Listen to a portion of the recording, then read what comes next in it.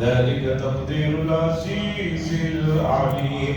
فإن أعرضوا فقل أنذرتكم صاعقة مثل صاعقة عاد وثمود إذ جاءتهم الرسل من بين أيديهم ومن خلفهم ألا تعبدوا إلا الله قالوا لو شاء ربنا لأنزل ملائكة فإنا بما أرسلتم به كافرون. فأما عاد فاستكبروا في الأرض بغير الحق وقالوا من أشد منا قوة أولم يروا أن الله الذي خلقهم أشد منهم قوة وكانوا بآياتنا يجحدون. فأرسلنا عليهم ريحا صرصرا في أيام نحسات لنذيقهم عذاب الخزي في الحياة الدنيا والعذاب الآخرة أخزى وهم لا ينصرون. وأما ثمود فهديناهم فاستحبوا العمى على الهدى فأخذتهم صاعقة العذاب الهون بما كانوا يكسبون. ونجينا الذين آمنوا وكانوا يتقون. حضرات، گزشتہ مجلس میں اللہ تبارک و تعالیٰ نے اپنی نعمتوں کا تذکرہ فرمایا کہ ہم نے زمینوں کو بنایا اور زمین کے اندر انسان کے فائدے کی جو چیزیں ہیں ان سب کو پیدا کرنے کا ذکر ہوا. ثم استوى، اللہ فرماتے ہیں پھر ہم جو ہے آسمان کی طرف متوجہ ہوئے. وہ اس وقت ایک دھوئیں کی شکل میں تھا، بس ہم نے اس سے آسمان سے اور زمین سے کہا کہ چلے آؤ خوشی سے یا ناخوشی سے. ان دونوں نے کہا قالتا، ان دونوں نے کہا ہم خوشی سے فرما برداری کی شکل میں آپ کے سامنے چلے آتے ہیں. حضرات، آسمان کے بنانے کا ذکر ہے اور اس وقت وہ ایک دھوئیں کی شکل میں تھا. اس کی کیا کیفیت رہی ہوگی اللہ ہی بہتر جانتے ہیں. سائنس یہ کہتی ہے کہ پہلے یہ تمام جو ہے اجزاء، کائنات کے اجزاء منتشر تھے، بے نور تھے، قریب قریب وہی بات کرتے ہیں جس کا قرآن نے ذکر کیا. زیادہ سائنسی تحقیقات اس لیے بھی میں نہیں ذکر کر رہا ہوں کہ سائنسی تحقیقات آئے دن بدلتے رہتے ہیں. ان کا ایک نظریہ شروع میں تھا، چند دنوں کے بعد ایک اور نظریہ آ جاتا ہے، پھر آگے چل کر خدا جانے ایک اور نظریہ آ جاتا ہے. اب مثال لیجئے، ایک زمانے میں ڈرائیونگ کا وہ جو نظریہ تھا کہ انسان بندر تھے، اصل میں اتنا پاپولر تھا، اتنا مشہور تھا، اتنا لوگ اسے مانتے تھے، کوئی اس سے ہٹ کر بات کرنے کے لیے تیار نہیں تھا. سب یہی کہتے تھے ہاں حضرت انسان پہلے بندر تھے، بعد میں تبدیل ہو کر جو ہے وہ انسان بنے. لیکن ایک صدی گزری، ایک دو صدی گزری، اب اس کا نظریہ اس کے اپنے علاقے میں ہی غیر معقول ہو کر رہ گیا. اب جہاں کا وہ آدمی تھا اس کا نظریہ اس کے علاقے کے لوگ ہی نہیں قبول کرتے کہ بھئی ایسا ہی ہوا ہے کہ بھئی انسان بندر تھا پھر جو ہے انسان بنا ہے. تو سائنسی نظریات بدلتے رہتے ہیں، تو اس لیے ہمیں سائنسی نظریات پر زیادہ اس معاملے میں، خاص طور پر کائنات کی تخلیق کے سلسلے میں گزشتہ مجلس میں بھی میں نے کہا کہ اس پر ہم زیادہ فوکس کریں گے تو پھر اور بہت سارے مسائل آتے رہیں گے. اللہ فرماتے ہیں کہ ہم نے آسمان کو بنایا اور آسمان اور زمینوں سے کہا ہمارے پاس خوشی سے آؤ یا ناخوشی سے آؤ. دونوں نے کہا ہم خوشی سے آئیں. اس کا کیا مطلب ہے؟ مفسرین نے یہاں پر جو کچھ لکھا ہے اسے سمجھیے. کچھ چیزیں ہیں تکوینی طور پر، اس میں ماننے نہیں ماننے کا کوئی سوال ہی نہیں ہے. اللہ نے کچھ چیزیں تکوینی طور پر بنائی ہیں، کہہ دیا ہے ایسا ہونا ہے تو ایسا ہی ہونا ہے. تو آسمان اور زمین سے کہا کہ ہم نے تمہیں بنایا ہے کسی مقصد کے لیے، کسی کام کے لیے، اب تم مانو تو بھی تم سے وہ کام ہم لیں گے، نہ مانو تو بھی وہ کام لیں گے۔ انسان کا معاملہ الگ ہے، انسان کے ساتھ دو چیزیں وابستہ ہیں، ایک ہے تکوینی اور ایک ہے تشریعی۔ تکوینی میں انسان بھی بے بس ہے، مثال طور پر انسان کب پیدا ہونا اس کے اختیار میں نہیں ہے، کب مرنا اس کے اختیار میں نہیں ہے، مثال کے طور پر کہاں پیدا ہونا یہ سب اس کے اختیار میں نہیں ہے، یہ تکوینی چیز ہے، اس میں کسی کا کوئی اختیار نہیں ہے، اسے اختیار اس میں بے بس ہے۔ تشریع کا مطلب ہوتا ہے کہ اللہ تبارک و تعالیٰ کو ایک چیز پسند ہے اور ایک چیز ناپسند ہے۔ اب اللہ نے انسانوں کو اور جناتوں کو ایک اسپیشل حد تک، ایک خاص حد تک اختیار دیا کہ دیکھو بھائی مجھے ایمان پسند ہے، کفر پسند نہیں ہے، اچھے اعمال پسند ہے، برے اعمال پسند نہیں ہے۔ اس میں تم لوگوں کو ہم نے تھوڑا اختیار دیا ہے، تم اختیار سے ایمان کو اور میری مرضی والے اعمال کو اختیار کرو گے تو بہتر ہوگا، نہیں کرو گے تمہارا چونکہ اختیار ہے، تم کفر کو بھی اپنا سکتے ہو، گناہ کو بھی اپنا سکتے ہو، اسے اپناؤ، لیکن اس کے لیے جو ہے سزائیں ہوں گی، اس کے لیے پکڑ ہوگی۔ تو انسان اور جنات میں دو طرح کی چیزیں، تکوینی چیزیں، کب پیدا ہونا کب مرنا وہ انسان کے بس میں نہیں ہے، جیسے دوسری چیزوں کے لیے اللہ کا تکوینی امر ہے کہ یہ تمہیں ایسے ہی کرنا ہے، ویسے انسان ہے، لیکن تشریعی طور پر تھوڑا سا اختیار دیا گیا ہے، اس اختیار کو آدمی اپنانا ہے۔ اور یہ چیزیں بتا رہی ہیں کہ جب آسمان و زمین اتنے بڑی مخلوق جو ہے، اللہ نے جب ان سے کہا کہ بھی تم فرما برداری کرو گے یا نہ فرما برداری کرو گے، انہوں نے کہا ہم فرما برداری کریں گے۔ انسانوں کو بھی چاہیے کہ تکوین میں تو کوئی دخل نہیں، تشریعی احکامات میں اللہ کی مرضی پر چلے، اور اگر کوئی چیز ناموافق آ جائے، اس لیے کہ ہر چیز انسان کی موافق اور اس کی پسند کی تو ہوتی نہیں ہے، کبھی ناموافق حالات بھی آ جاتے ہیں تو آدمی اسے خوشی سے برداشت کر لے، جیسے کہ زمین و آسمان نے کہا کہ شاید تکوینی طور پر میرے لیے یہی بات ہوگی، اس لیے آدمی ایسے ناموافق حالات میں اپنے آپ کو جو ہے مرضی مولا کے حوالے کر دے۔ دوسری بات یہ ہے کہ یہ زمین نے، آسمان نے جو کہا کہ ہم آپ کے پاس چلے آتے ہیں، یہ قوت گویائی بھی دی ہو اللہ نے، اللہ سے انہوں نے کہا ہو، یا اشارہ ہو اس بات کی طرف کہ بھئی یہ دونوں مخلوق اتنی بڑی ہونے کے باوجود انہوں نے ہمارے سامنے ہماری مرضی کو قبول کر لیا، تو اب انسانوں کو بھی چاہیے کہ اللہ کی جو مرضی ہے اس کے مطابق زندگی گزارے۔ فَقَضَاهُنَّ سَبْعَ سَمَاوَاتٍ فِي يَوْمَيْنِ، پھر اللہ تبارک و تعالیٰ نے 7 آسمان بنا دیے 2 دنوں میں، 7 آسمان بنا دیے 2 دنوں میں۔ ہر آسمان کے بیچ میں اتنا ہی فاصلہ ہے جتنا پہلے زمین سے آسمان تک کا فاصلہ، اور یہ بات میں گزشتہ مجلس میں کہہ چکا ہوں کہ زمین سے آسمان کا فاصلہ کتنا ہے اللہ ہی بہتر جانتے ہیں، اب تک سائنس نے بھی اس کے سلسلے میں کوئی بات نہیں۔ یہ جو کچھ سورج چاند نظر آتے ہیں یہ دوسرے سیارے ہیں، یہ چاہے 35 لاکھ کلومیٹر ہو، 40 لاکھ کلومیٹر ہو، ان سے بھی بہت اونچائی پر ہے پہلا آسمان۔ پھر پہلے آسمان اور دوسرے آسمان کے درمیان میں بھی ماہرین اور حدیث بتاتی ہے کہ اتنا ہی فاصلہ ہے۔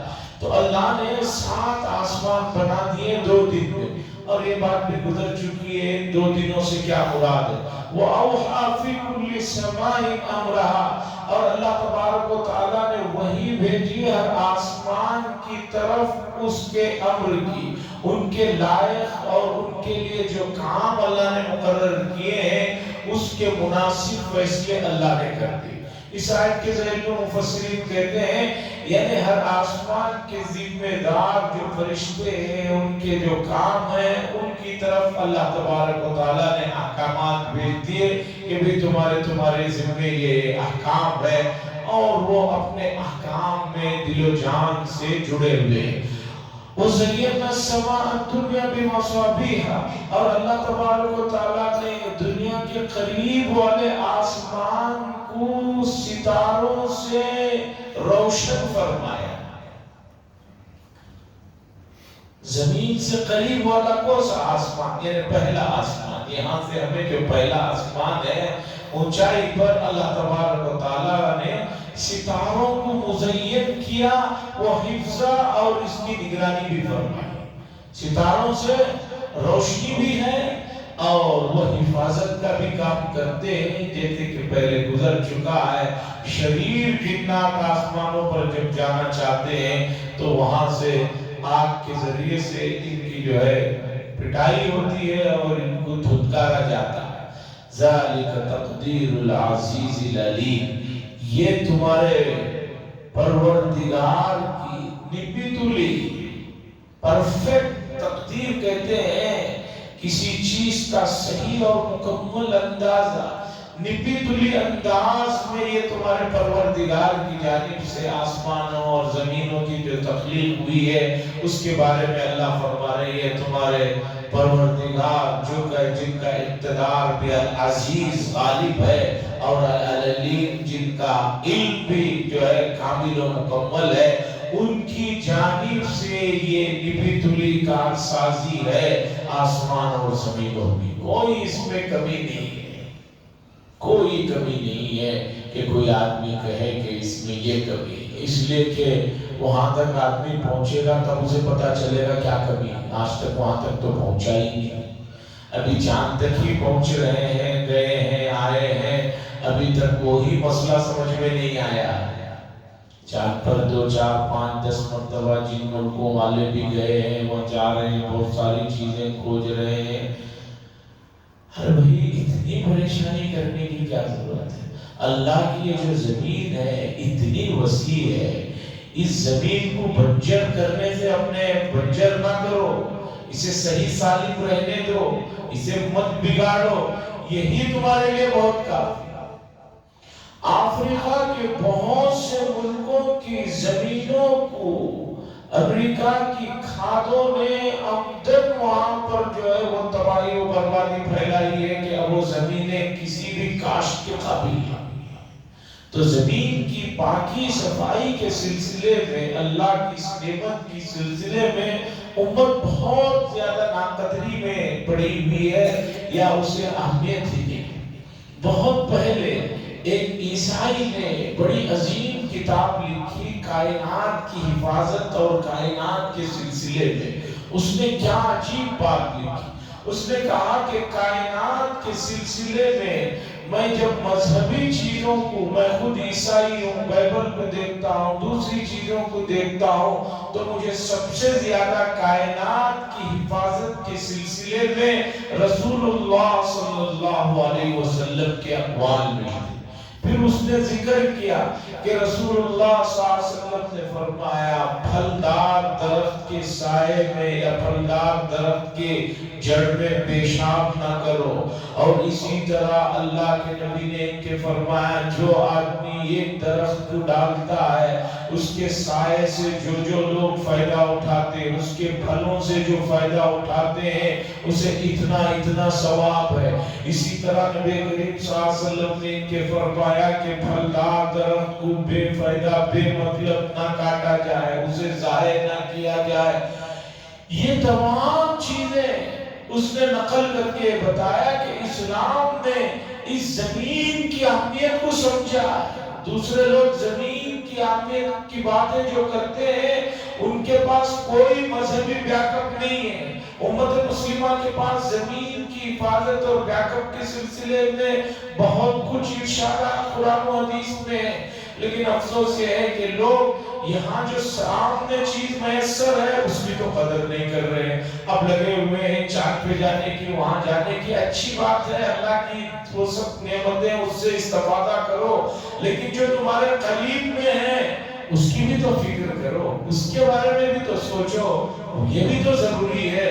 اور بہت دکھ کے ساتھ کہنا پڑتا ہے، غم کے ساتھ کہنا پڑتا ہے، اور ڈرتے ڈرتے بھی کہنا پڑتا ہے کہ امت مسلمہ کے محلوں میں پاکی صفائی کا نظام صفر ہے۔ اس سے فضا مقدر ہوتی ہے، اس سے دوسرے مسائل پیدا ہوتے ہیں۔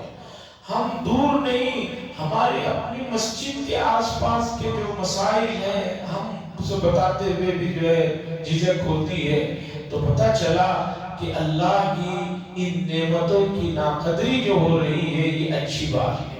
اللہ فرماتے ہیں، اللہ تعالیٰ نے نبیت الانداز میں تمام چیزوں کو یہ کیا۔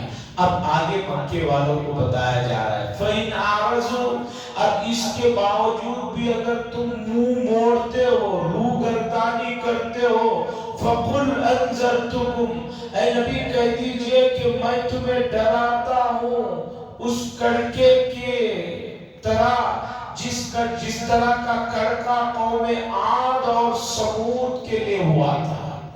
قوم عاد اور سمود دو قومیں گزری ہیں، ان پر جو عذاب آیا تھا، جو کڑک جو آواز آئی جس سے وہ ہلاک ہوئے، اے نبی ان سے کہہ دو، چونکہ مکہ المکرمہ کے لوگ قوم عاد اور سمود کو بھی جانتے تھے، ان کے اماکن کو، ان کی جگہوں کو، ان کی لوکیشن کو، ان کے چیزوں کو جانتے تھے، اس لیے اللہ نے فرمایا اے نبی کہہ دو اگر نہیں تم اسی طرح کے کام کرتے رہو تو تمہارے لیے بھی یہ مسئلہ ہوگا۔ قوم عاد دراصل عرب ہی کا ایک قبیلہ ہے۔ عاد جو ہے یہ ایک قبیلے کا نام ہے، یہ عرب ہی کا ایک قبیلہ ہے۔ ان کا لوکیشن جو ہے اصلاً احقاف تھا۔ احقاف ایک جگہ ہے جو حضرموت یمن کے پاس ایک جگہ ہے، یہ لوگ وہاں رہتے تھے، اور ان کے بارے میں آتا ہے جیسے کہ آگے اللہ نے ان کی بات بھی نقل کی، یہ کافی طاقتور مضبوط ڈیل ڈول کے مالک تھے۔ چونکہ آپ کو معلوم ہے حدیث میں بتایا گیا کہ حضرت آدم علیہ السلام کی جو تخلیق ہوئی ان کی لمبائی 60 ذراع تھی، 60 ذراع تھی، تو کافی لمبے تھے حضرت آدم علیہ السلام۔ اس کے بعد کی یہ نسلیں ہیں قوم عاد و سمود، تو کافی مضبوط تھے، تندرست تھے، اور اس تندرستی اور طاقت نے ان کو بت پرستی نے، صنم پرستی میں اور تکبر میں ڈال دیا، لیکن اتنے بھی لمبے نہیں تھے، اتنے بھی اونچے نہیں تھے جتنے اسرائیلی روایتوں میں بیکار کے قصے کہانیاں آئی ہیں۔ اسرائیلی روایتوں میں آیا ہے کہ قوم عاد کے لوگ اتنے لمبے ہوتے تھے، سمندر میں کھڑے ہو کر مچھلی کو پکڑتے، اوپر جو ہے سورج کو دکھاتے، وہ بھن جاتی پھر کھا لیتے۔ آدمی اتنی بات کرے جتنی عقل قبول بھی کر، جب آدم علیہ السلام ہی 60 ہاتھ کے تھے تو کتنے ہوں گے؟ اب سمندر کی گہرائی کتنی، سورج کی گہرائی کتنی ہے کہ وہاں پکڑے اور بھون کے کھا لیا، اتنے بھی نہیں تھے۔ تو اللہ فرماتے ہیں اس جاءتہم الرسل، ان کے پاس رسول آئے، جن کے پاس قوم عاد کے پاس رسول آئے، من بین ایدیہم ومن خلفہم، یعنی سامنے سے بھی آئے، یعنی پیدر پہ آئے، آگے پیچھے رسول آئے، اور ان رسولوں نے کیا کہا؟ اللہ تعبدوا الا اللہ، اللہ کے علاوہ کسی اور کی پوجا پاٹ اور عبادت نہ کرو۔ قالوا، وہ لوگ کہنے لگے لو شاء ربنا، اگر ہمارا پروردگار چاہتا، اپنی کوئی بات ہم تک پہنچانا چاہتا، لانزل ملائکہ، تو کوئی فرشتوں کو نازل فرماتا ہمارے پاس، فرشتے آ کر ہم سے کہتے کہ بھئی اللہ یہ کہہ رہا ہے تم بات کو سنو۔ یہی بات مکے کے لوگ بھی کہتے تھے، وہاں بھی یہ بات بتائی جا چکی ہے کہ پہلے یہ پوچھو ان سے کہ فرشتہ اپنی اصل صورت میں آ کر تمہیں بات بتائے یا کیا کرے؟ اس لیے کہ فرشتے کو اصلی صورت میں تم دیکھو گے کپڑے پورے خراب ہو جائیں گے، تم ختم ہو کر رہ جاؤ گے۔ فرشتے کو اصلی صورت میں دیکھنا کوئی عام انسان کے بس کی بات نہیں ہے. نورانی مخلوق ہے، بڑا قد و قامت ہے. معمولی لوگ جنات کو دیکھ لے تو جو ہے یا بری شکل کے کسی کو دیکھ لے تو اوسان ختم ہو جاتے ہیں. اور اگر یہ کہیں نہیں فرشتے کو انسان کی شکل میں بھیج ہوتے پھر وہی بات بھی انسانی کی بات ہے تو یہ انسانی تو تمہارے درمیان کے تمہیں بات کر رہے ہیں، اس میں قبول کرنے میں کیا پریشان ہے. لَأَنزَلَ مَلَائِكَ اللہ تبارک و تعالی ہمارے پاس ملائکہ کو بھیجتے. فَإِنَّا بِمَا أُرْسِلْتُم بِهِ كَافِرُونَ. یہ کہنے لگے ہم آپ کی رسول نہیں مانتے، ہم آپ کا انکار کرتے. فَأَمَّا عَادٌ بہرحال قصہ مختصر، عاد قوم عاد فَاسْتَكْبَرُوا فِي الْأَرْضِ ان لوگوں نے تکبر کیا زمین میں، اپنے آپ کو بہت بڑا سمجھا. بغیر الحق کوئی ان کے پاس اس کے علم نہیں، کوئی چیز نہیں ہے. بغیر حق کے غلط چیزوں میں انہوں نے تکبر کیا. وقالوا اور کہنے لگے من اشد منا قوة ہم سے مضبوط کون ہے، ہم سے طاقتور کون ہے. عربی میں ایک جملہ ہے الشباب شعبۃ من الجنون. جوانی جو ہوتی ہے یہ پاگل پن کی ایک قسم ہوتی ہے. تو اسی طرح ان لوگوں کو اپنے طاقتور ہونے کا گھمنڈ آ گیا اور کہنے لگے من اشد منا قوة ہم سے زیادہ طاقتور اور مضبوط کون ہے. اللہ آگے فرماتے ہیں اولم یرو کیا یہ لوگ دیکھتے نہیں ہیں، سمجھتے نہیں ہیں ان اللہ الذی خلقکم هو اشد منکم قوة وہ ذات جس نے ان لوگوں کو پیدا کیا وہ ان سے بہت زیادہ طاقتور ہے. بھئی تم اپنے آپ کو طاقتور کہہ رہے ہو تو ذرا سوچو تم سب کو بنانے والی ذات کتنی طاقتور ہے. سوچنا چاہیے تم کو بنانے والی ذات کتنی طاقتور ہے. اتنا تمہارے سمجھ میں نہیں آتا. وَكَانُوا بِآيَاتِنَا يَجْحَدُونَ اور یہ لوگ ہماری آیتوں کو انکار کر رہے تھے، حجت اس پہ کر رہے. فَأَرْسَلْنَا عَلَيْهِمْ بس ہم نے بھیجا ان پر کچھ منحوس دنوں میں عذاب، ٹھنڈی ہوائیں چلی.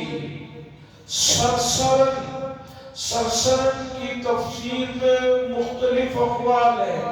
بعض حضرات کہتے ہیں کہ بہت ٹھنڈی ہوائیں تھی اور بعض حضرات کہتے ہیں کہ ہوائیں ایسی کہ جس میں بہت آواز تھی. فی ایام چند منحوس دنوں میں 7 راتیں 8 دن 7 راتیں 8 دن مسلسل ہوائیں چلی ہیں اور ان ہواؤں نے ان لوگوں کا جو ہے قصہ تمام کر دیا. لِنُذِيقَهُمْ عَذَابَ الْخِزْيِ فِي الْحَيَاةِ الدُّنْيَا تاکہ ہم ان کو دنیا میں رسوا کن عذاب کو چکائیں. وَالْعَذَابُ الْآخِرَةِ أَخْزَىٰ یہ تو دنیا کا رسوا کن عذاب تھا جو 7 راتیں 8 دن چلا جس میں تباہ و برباد ہو گئے. اور آخرت کا عذاب اس سے بھی زیادہ رسوا کرنے والا، اس سے بھی زیادہ بھیانک ہے. وَهُمْ لَا يُنصَرُونَ اور ان کی وہاں کوئی مدد نہیں کی جائے گی. اب موجودہ زمانے میں تیز ہواؤں کا کیا پاور ہے. قریب میں بہت سارے ملکوں میں تیز ہوائیں جب چلی آدھا گھنٹہ 1 گھنٹہ تو دنیا کے ترقی یافتہ ملکوں کی پوری پول کھل کر سامنے آئی. کتنی دیر چلی؟ آدھا گھنٹہ 1 گھنٹہ 2 گھنٹے. کیا ہوا؟ سب بکھر کر رہے گا. یہاں 7 راتیں 8 دن مسلسل اللہ کہہ رہے ہیں ایسی ہوائیں ہوئی. اور یہاں اللہ نے فرمایا ایام نحسات منحوس دنوں. دیکھیے اسلامی عقیدہ ہے کہ کوئی بھی دن منحوس نہیں ہے، کوئی بھی دن برا نہیں ہے، کوئی بھی مہینہ برا نہیں ہے. لیکن جس میں عذاب آیا ہے ان کے لیے وہ برے دن ہیں. چونکہ اس قوم پر وہ 7 دن مسلسل عذاب آئے تو وہ ان کے لیے برے ہو گئے، ان کے لیے وہ نحوست والے ہو گئے. ورنہ فی نفسی کائنات میں کوئی چیز اللہ کی بیکار اور نکمی نہیں ہے. یہ ہمارا عقیدہ ہے. اللہ نے ہر چیز کو بنایا ہے تو کوئی اس کا مقصد ہے, کوئی اس سے فائدہ ہے, اور کوئی تو اس کی چیز اس سے جڑی ہوئی ہے. وہ ہماری سمجھ میں نہیں آتی ہے کوئی بات. بہت ساری چیزیں ہماری سمجھ میں پچھلے 10 سال پہلے نہیں آ رہی تھی, اب سمجھ میں آ رہی ہیں. اور اب کچھ چیزیں نہیں سمجھ میں آ رہی ہیں, آگے جا کے 10 سال بعد اور چیزیں سمجھ میں آئیں گی, اور اس کے بعد اور 10 سال بعد ہو سکتا ہے کہ پچھلے جتنی چیزوں کو ہم نے سمجھا تھا اس کی حقیقت سامنے آئے گی تو بیٹھ کر ہم بہت جو ہے ہنسیں گے اور افسوس کریں گے, اچھا اتنا ہم سے دھوکا ہوا کہ ہم نے جو چیزیں کے بارے میں جو سوچ رکھا تھا اس کی حقیقت یہ نکلی ہے. تو اللہ فرماتے ہیں کہ ہم نے عذاب بھیجا اور تاکہ ہم کو دنیا ہی میں ذلت کا عذاب چکھائے, اور آخرت کا عذاب جو ہے اس سے زیادہ خطرناک ہے اور وہ وہاں پر مدد نہیں کی جائے گی. وہ اما سمود, دوسرا قبیلہ تھا سمود. وہ قبیلہ تھا عاد, جن کے پاس حضرت ہود علیہ السلام کو بھیجا گیا. یہ دوسرا قبیلہ ہے سمود. یہ بھی اصلاً سامی قبیلوں میں سے, سام کی شاخوں میں سے ہے. وَأَمَّا سَمُودَ, ان کے پاس صالح علیہ السلام کو اللہ نے پیغمبر بنا کر بھیجا تھا. وَأَمَّا سَمُودَ, اور بہرحال سمود, فَهَدَيْنَاهُمْ, ہم نے انہیں راستہ دکھایا. فَهَدَيْنَاهُمْ, ہم نے ان کو سیدھا راستہ دکھایا.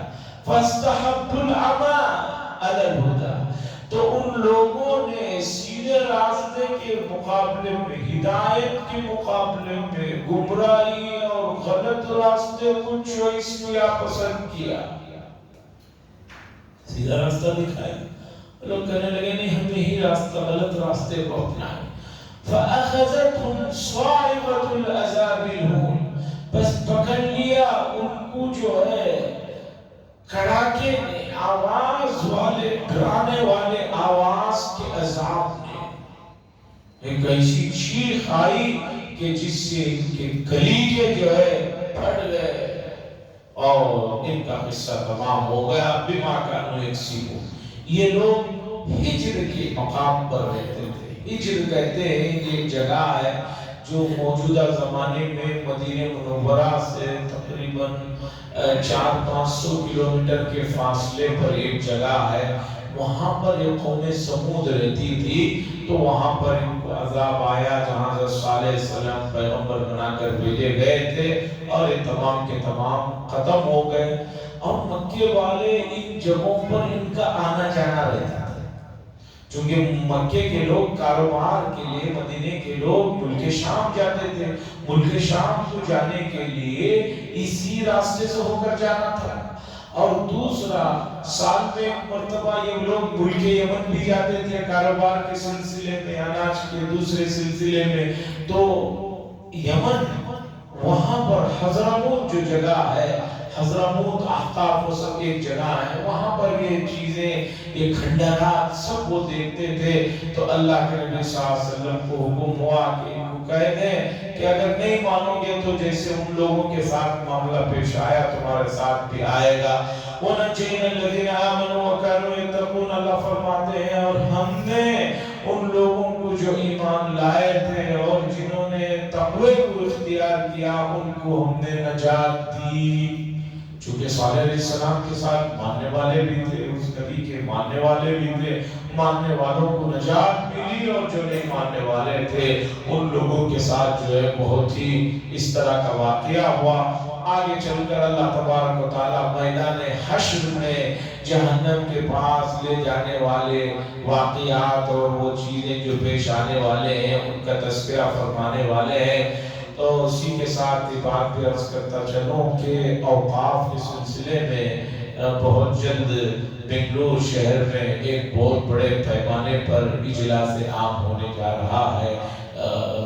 چونکہ حکومت پر دباؤ بنانا ہے, حکومت کو بتانا ہے کہ اوقاف کے سلسلے میں ان کی بنائی ہوئی وہ جو ڈرافٹ ہے, وہ جو پالیسی ہے وہ منظور نہیں. کیوں؟ اس لیے کہ اگر اس ڈرافٹ اور اس پالیسی کو مان لیا جائے تو اوقاف سے جڑے ہوئے مساجد ہیں، مدارس ہیں، خانقاہیں ہیں، عبادت گاہیں ہیں، عیدگاہیں ہیں، قبرستانیں ہیں، اور درگاہوں سے جڑی ہوئی بے شمار اراضی جن پر بنے ہوئے کالجز ہیں، اسکول ہیں اور دوسری جو چیزیں ہیں، یہ آسانی کے ساتھ حکومت اپنے قبضے میں کر لے سکتی، کوئی دقت نہیں ہوگی۔ قانونی طور پر ایسا ہیج پیچ ہے کہ سمجھ میں آنا جو ہے نارمل انسانوں کے لیے مسئلہ ہے۔ بہت سارے لوگ خاص طور پر سوشل میڈیا پہ بیٹھ کر ڈیبیٹ کر رہے ہیں، چھوڑو حکومت لے رہی ہے تو اچھا ہے، پہلے سے کون سا ہمارے لوگوں نے کچھ کر لیا، اس طرح کی باتیں بیٹھ کر ڈیبیٹ میں کہہ رہے ہیں۔ اور یہ سب لوگ وہی ہوتے ہیں جن کو حکومت ہی پیسہ دے کر لا کر بٹھاتی ہے، چونکہ آپ جو کہتے ہیں وہ اچھی چیز اگر ان کو لگی، یعنی ہمیں اچھی لگی ان کو اچھی نہ لگی، تو وہ آگے بڑھنے نہیں پاتی، اسے وہیں ختم کر دیا جاتا ہے۔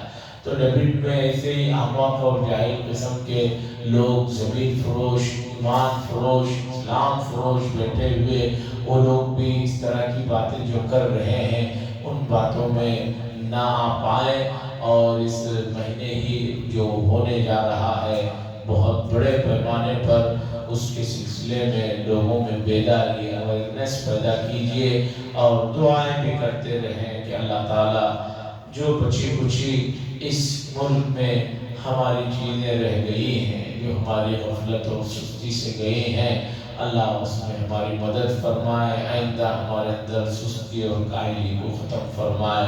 وآخر دعوانا الحمدللہ رب العالمین۔ لک الحمد و لک الشکر یا اللہ، اللہم صل علی سیدنا شفیعنا نبینا حبیبنا مولانا محمد بارک وسلم۔